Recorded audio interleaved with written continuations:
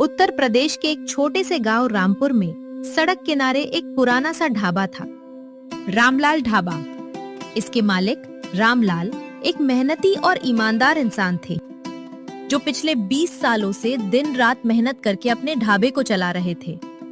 गांव के लोग उनकी ईमानदारी और स्वादिष्ट खाने की वजह से उनका बहुत सम्मान करते थे।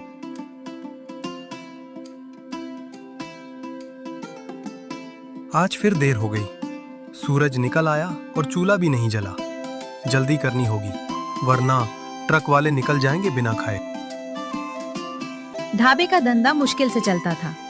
दिन भर में 20-30 ग्राहक आते, कोई ट्रक ड्राइवर, कोई मजदूर, कोई राहगीर। रामलाल चाय, दाल, रोटी और कभी-कभी आलू की सब्जी बनाता। कमाई इतनी होती कि बस रोटी कपड़ा चल जाए, मगर बचत के नाम पर कुछ नहीं था। रामलाल की पत्नी सावित्री का 5 साल पहले निधन हो गया था। तब से वो अकेले ही अपने बेटे मोहन की परवरिश कर रहा था।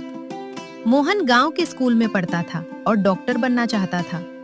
रामलाल जानता था कि उसकी कमाई कम है, लेकिन फिर भी वो हर दिन अपने बेटे के सपनों को पूरा करने के लिए मेहनत करता था। बाबा, आज शाम को जल्दी आ जाना, मुझे गणित में दिक्कत हो रही है। हाँ बेटा, मैं जरूर आऊंगा। तू बस मन लगाकर पढ़ाई कर, बाकी सब मैं देख लूंगा। मोहन स्कूल चला गया और रामलाल फिर से अपने काम में जुट गया। तभी रामलाल के ढाबे के सामने एक लाल रंग की बड़ी गाड़ी आकर रुकी। गाड़ी से एक आदमी उतरा, मोटा चमकदार कपड़े पहने हुए और गले में सोने की मोटी चेन डाले। ये था सेठ बनवारी लाल, गांव का सबसे बड़ा जमींदार और साहूकार। उसकी नजर अब उस जमीन पर थी जहां रामलाल का ढाबा बना हुआ था। सेठ बनवारी लाल ढाबे पर पहुंचा। अरे सेठ जी, आइए बैठिए, क्या लेंगे? चाय रहने दो रामलाल, मुझे तुमसे एक जरूरी बात करनी है। हाँ सेठ जी, बताइए क्या बात है?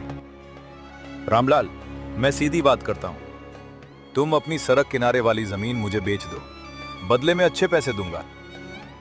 सेठ जी, ये ढाबे वाली जमीन मेरे पिताजी की आखिरी निशानी है। इसी ढाबे से मेरा घर चलता है। मैं इसे कैसे बेच दूं? माफ कीजिए सेठ जी, लेकिन मैं अपनी जमीन नहीं बेच सकता। देखो रामलाल, मैं तुम्हें अच्छे पैसे देने को तैयार हूँ, सोच लो, ऐसा मौका बार बार नहीं मिलता। माफ कीजिए सेठ जी, लेकिन मैं ये जमीन नहीं बेचूंगा। रामलाल की बात सुनकर बनवारी लाल वहां से चला गया। रामलाल थोड़ा घबरा गया। वो जानता था कि बनवारी लाल बहुत ताकतवर और चालाक आदमी है। गांव में लोग उससे डरते थे, लेकिन फिर भी रामलाल ने हिम्मत नहीं हारी और अपने काम में लग गया। शाम को जब मोहन स्कूल से घर लौटा तो उसने देखा कि उसके बाबा कुछ परेशान लग रहे थे। बाबा, क्या बात है? आप परेशान क्यों लग रहे हैं? कुछ नहीं बेटा, बस थोड़ा थक गया हूँ। चल, तेरी गणित की किताब निकाल। लेकिन मोहन समझ गया था कि कुछ न कुछ बात जरूर है। रात को जब वो सो गया तो रामलाल अकेले बैठकर आसमान की ओर देखते हुए धीरे धीरे बोलने लगा। हे ऊपर वाले, मेरी मदद करो, मुझे सही रास्ता दिखाओ। मैं अकेला पड़ गया हूँ। समझ नहीं आ रहा कि बनवारी लाल जैसे ताकतवर आदमी का सामना कैसे करूं। कुछ दिन सब ठीक रहा, लेकिन एक सुबह जब रामलाल ढाबे पर पहुंचा तो वहां का नजारा देखकर वो हैरान रह गया। ढाबे का सामान इधर उधर बिखरा पड़ा था, बर्तन टूटे हुए थे और चूल्हा भी तोड़ दिया गया था। हे ऊपर वाले, मेरी मदद करो, मुझे सही रास्ता दिखाओ। मैं अकेला पड़ गया हूँ। समझ नहीं आ रहा कि बनवारी लाल जैसे ताकतवर आदमी का सामना कैसे करूं। दीवार पर एक धमकी लिखी थी। उस पर लिखा था, अगली बार जान से जाएगा। रामलाल के पैरों तले जमीन खिसक गई। उसकी आंखों में आंसू आ गए, मगर साथ ही गुस्सा भी। मैंने इतनी मेहनत की, फिर भी सब कुछ बर्बाद हो गया। हे ऊपर वाले, मेरे साथ ऐसा क्यों हुआ? गांव के कुछ लोग इकट्ठा हो गए। सब जानते थे कि ये बनवारी लाल का ही काम है, मगर कोई बोलने की हिम्मत नहीं करता था, क्योंकि सब उसके कर्जदार थे या डरते थे। तभी भीड़ में से एक बूढ़ा आदमी आगे आया।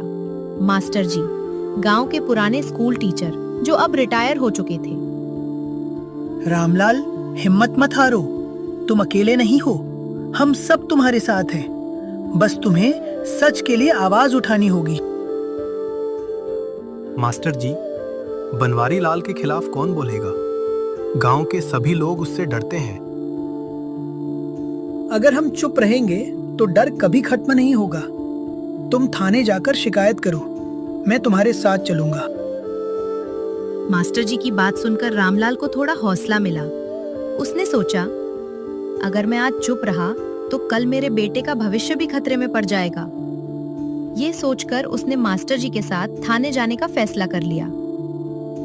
थाने पहुंचकर रामलाल ने अपनी बात बताई, लेकिन दरोगा ने उसकी बात पर ज्यादा ध्यान नहीं दिया, क्योंकि बनवारी लाल की पुलिस में अच्छी पहचान थी। देखो रामलाल, बिना सबूत के हम कुछ नहीं कर सकते। ये तो आपसी मामला है, आपस में सुलझा लो।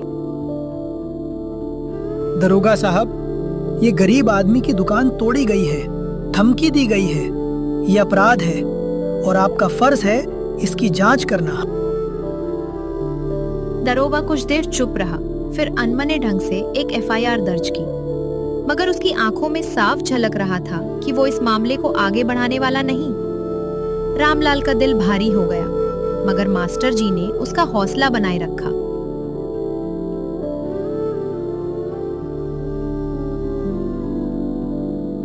उसने अपने बाबा का उदास चेहरा देखा।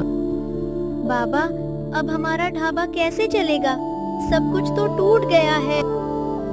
चिंता मत कर बेटा, सब ठीक हो जाएगा। तुम बस मन लगाकर पढ़ाई करो। उस रात रामलाल को नींद नहीं आई।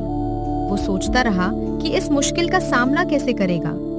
उसके पास न पैसा था न ताकत, उसके साथ सिर्फ उसकी हिम्मत और बेटे के अच्छे भविष्य का सपना था।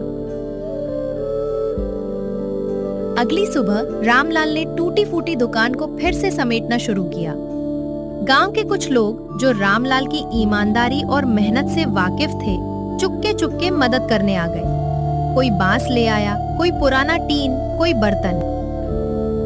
रामलाल भाई, हम आपकी मेहनत और ईमानदारी को जानते हैं। बनवारी लाल हम सबको डराता है, लेकिन आज हम आपके साथ हैं। काका, इस मुश्किल समय में आप लोगों ने मेरा साथ दिया, मैं यह कभी नहीं भूलूंगा। धीरे धीरे दिन भर की मेहनत के बाद ढाबा फिर से खड़ा हो गया, लेकिन बनवारी लाल हार मानने वाला नहीं था। इस बार उसने नई चाल चली। उसने गांव के साहूकार से रामलाल का 30,000 रुपए का पुराना कर्ज अपने नाम करवा लिया। ये कर्ज रामलाल ने अपनी पत्नी के इलाज के समय लिया था।